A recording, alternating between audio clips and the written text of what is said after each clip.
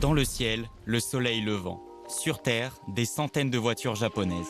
Bienvenue sur l'autodrome de Linas-Montlhéry pour la 5e édition du Japan Car Festival. Cet événement est le plus grand rassemblement de voitures japonaises en France. Des milliers de propriétaires se sont réunis pour partager ensemble la passion des voitures nippones. Je suis propriétaire d'une Nissan GT-R de 2014. Je suis propriétaire de Molly, ma MX-5NA de 97. Je suis propriétaire d'une Honda Prélude 3G de 88. Au programme du spectacle sur la piste, dans le village expo et des démonstrations de drift.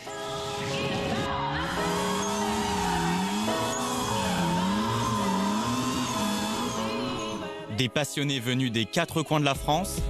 Il y a une super ambiance, tout le monde est gai, tout le monde est festif, il y a des belles autos, c'est varié, on a le beau temps, donc c'est parfait pour nous. On découvre l'univers, on découvre les gens qui sont passionnés aussi, qui sont super sympas, donc c'est super bonne ambiance, donc au final on peut qu'aimer quoi. Et surtout, de magnifiques modèles présents.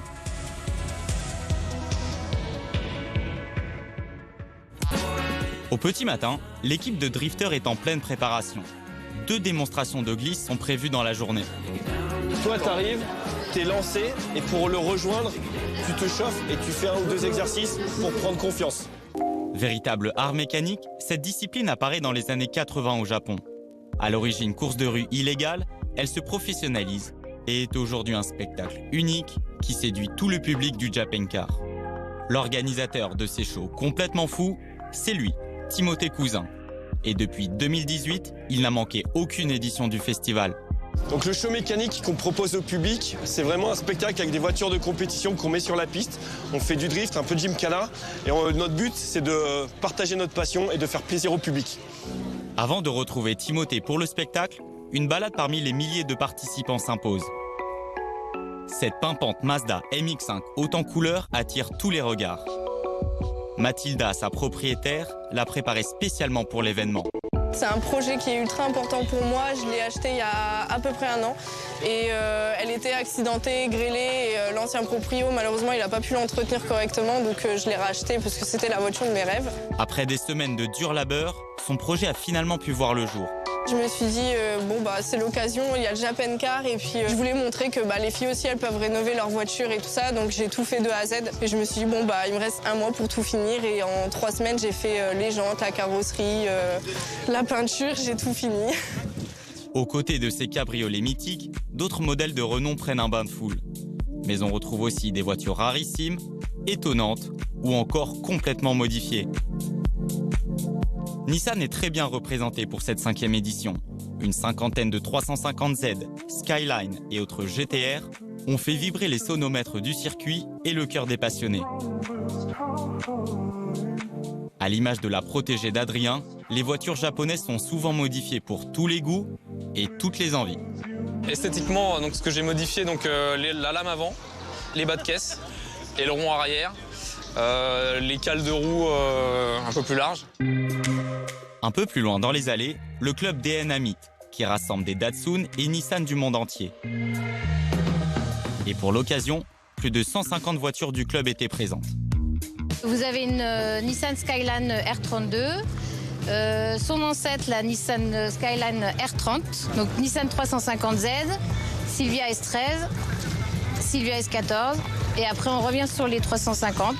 Donc c'est ce qui fait la richesse du club, c'est que vous avez vraiment tous les modèles différents de la marque Datsun Nissan, donc vraiment tous les modèles. Pour les plus cinéphiles, les fans ont retrouvé des répliques de la Mitsubishi Eclipse et la Toyota Supra de la célèbre saga Fast and Furious, l'Hilux de Retour vers le futur ou la cultissime AE86 Trueno d'Initial D.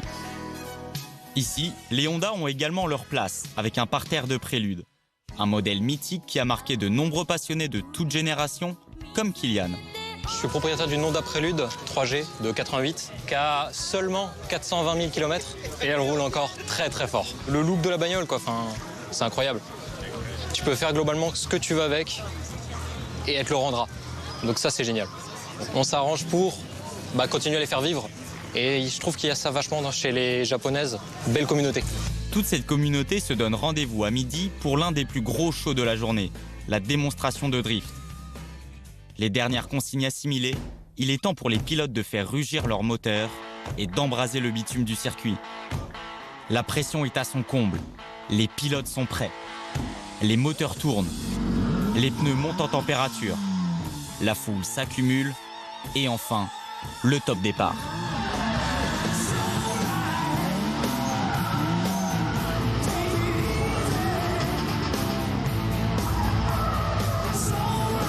Pendant 20 minutes, les voitures semblent défiler tel un balai. Une chorégraphie millimétrée, maîtrisée à la perfection.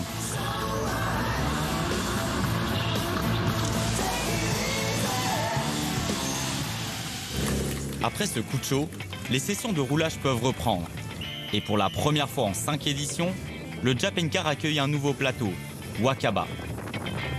Une démonstration réservée à ceux qui découvrent le circuit pour la première fois, comme Nicolas, propriétaire de cette sublime Impreza. Alors là, on est dans une Subaru Impreza 2 litres RS. C'est une série limitée anglaise, donc qui sort 160 chevaux sur un moteur de 2 litres. Amoureux de voitures de sport depuis son enfance, Nicolas est tombé amoureux de l'Impreza il y a 3 ans. Il rejoint par la même occasion la grande famille Subaru. La famille Subaru, c'est une grande famille en France. Ouais, très grande famille. Subaru reste quand même une marque qui reste quand même assez rare. Du fait que c'est des voitures qui ne sont pas hyper connues, mais la communauté est très, très veillante. On s'aide tous les uns entre les autres, les réseaux sociaux ils sont pour beaucoup. Dès qu'on a un souci, on met un message, on est sûr que dans l'heure on a une réponse qui va nous aider vraiment. Et honnêtement c'est très très bien. Et maintenant que t'es rentré, tu comptes pas y sortir? Non. Parce que pour toi c'est Subaru à vie là. Ouais, j'ai même réussi à y convertir ma compagne, donc je suis pas prêt de la quitter. Qui ça? La famille ou ta compagne? Ma compagne.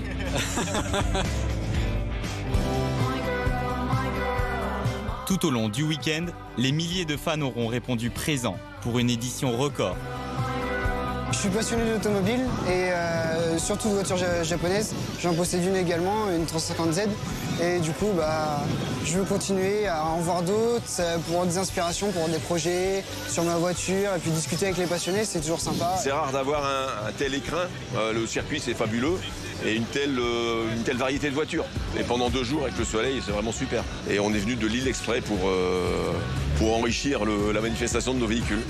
Et même les moins fondus ont trouvé leur bonheur.